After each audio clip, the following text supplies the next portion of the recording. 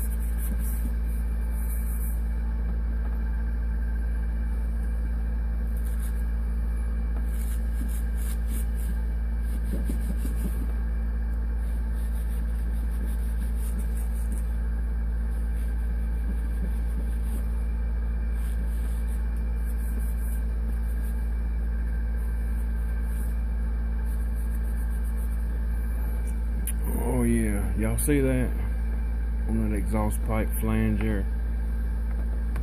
I'm gonna have to get that off.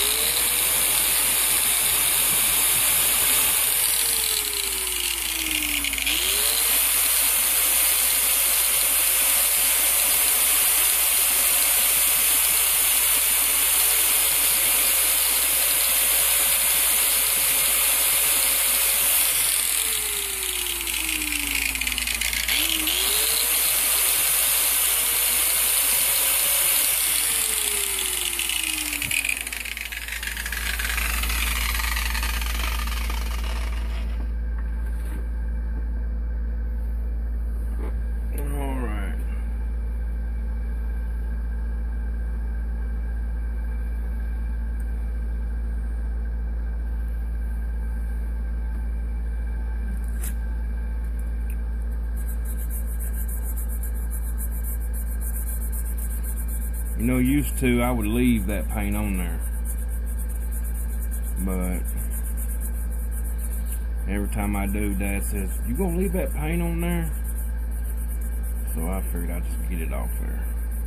No sense in, because it shouldn't be on there. So, and we'll tape that off where it won't get painted when we paint it green. And there shouldn't be any paint on these mating surfaces either, or where the gas tank goes together.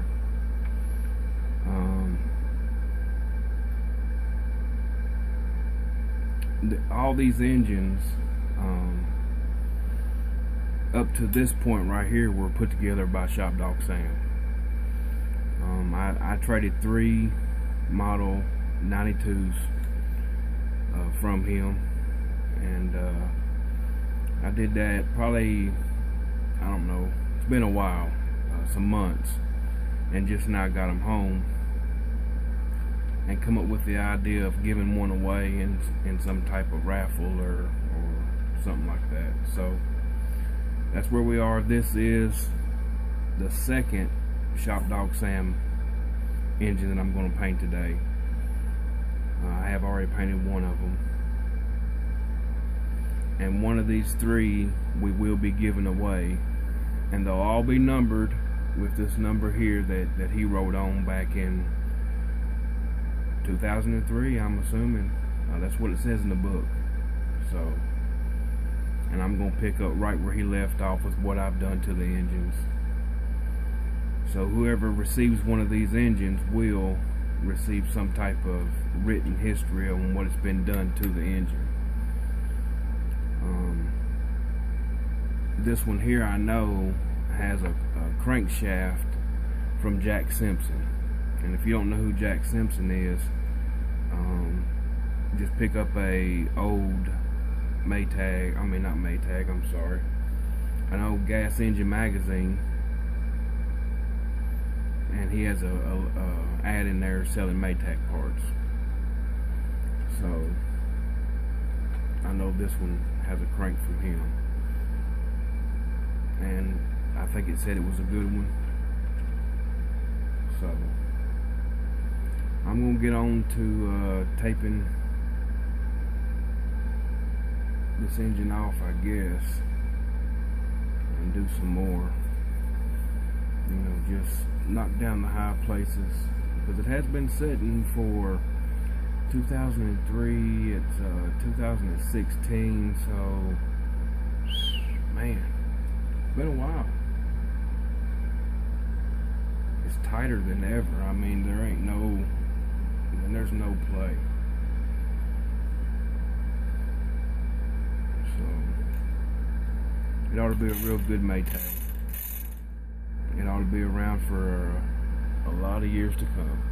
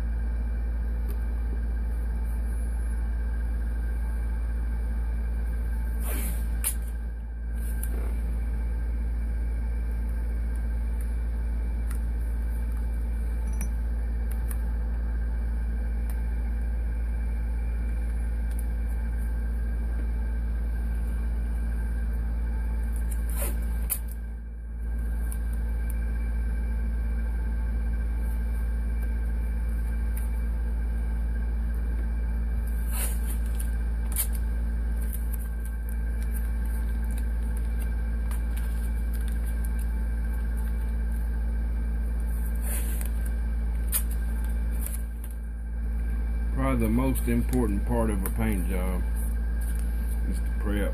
It's not the actual spraying. It's what you do before you spray it.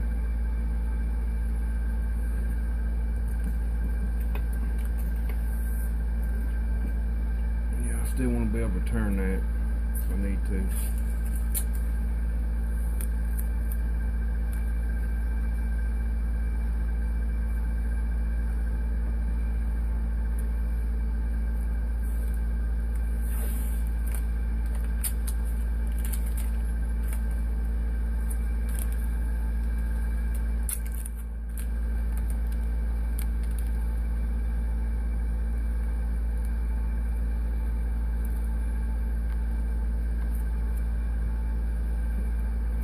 Get a wrinkle in it, you gotta get it out, because if there's a way for that paint to find its way behind that tape, believe me, it will.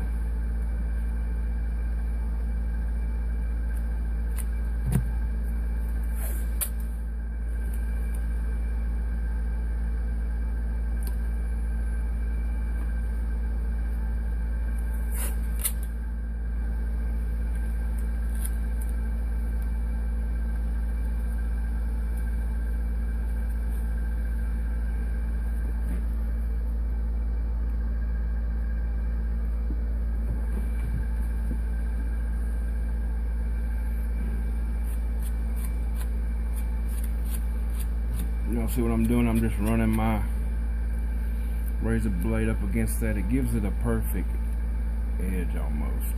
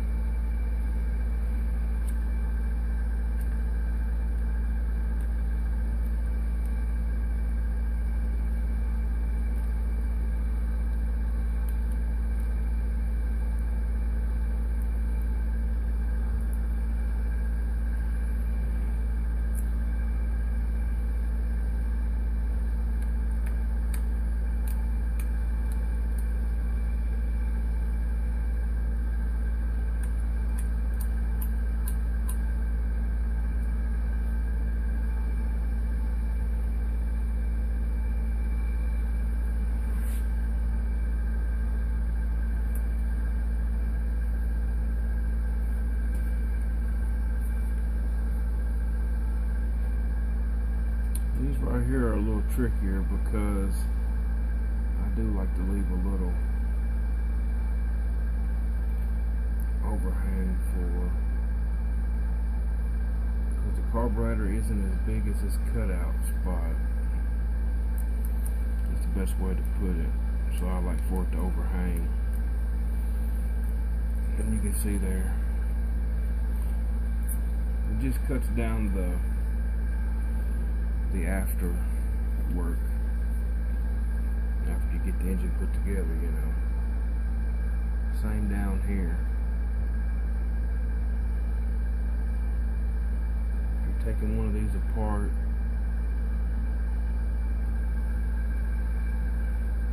and you're going to paint it, put it back together. Just be aware of that. Or you'll have a gap there with some exposed metal. If you clean off your gasket surfaces like I do. I come from the school of shopdogsam, so we pretty much put a file on everything, and definitely we don't paint too many surfaces when it comes to putting a gasket. And the reason why for that is probably after you got two surfaces together like that, and you got paint, gasket sealer, gasket sealer, paint, and then the part, and they're smashed together, and these engines vibrate, so it does like this, and that paint kind of vibrates away, and then you got a loose fit. It's just not good. Just not good to leave paint on mating surfaces when you're going to put a gasket and sealer. And I'm just saying that's I don't know. And I know some of y'all are out there saying, well, you're doing too much. That's too much. If you're doing all that, and when you love these engines, and you know, I want this engine to be around for another 100 years. So that's what I'm rebuilding it for.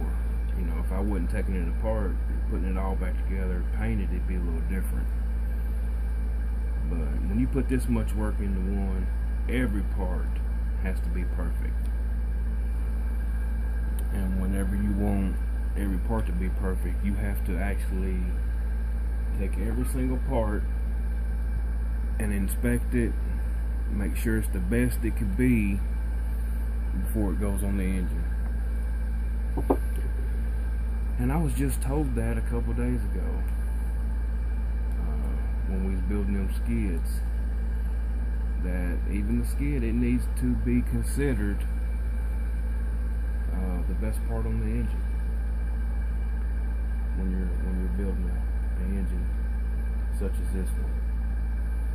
I mean, what people's gonna be getting is just not your typical Maytag. If you think you can go down to the side antique store down the road and buy a Maytag and get this, this right here is a little overboard when it comes to rebuilding the old engine, but just the way I'm going to do it and continue to do it. I think these engines deserve to be preserved.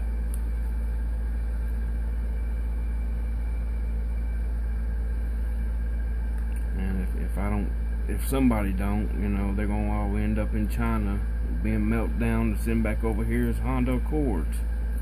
So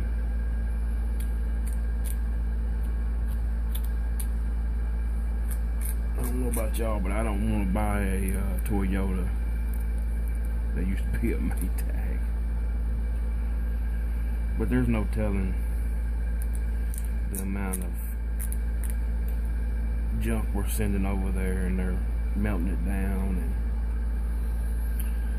sending it back to us in some shape or form. I think that is everything I need to mask off. Now what I'll do is take just a little bit of lacquer thinner on a rag and kind of just wipe the whole thing down. Let it set for a little bit, and then we'll get on with painting. Thanks for watching. Don't forget, we are giving away one of these. All you have to do is enter. You could win one for $20. Thanks for watching.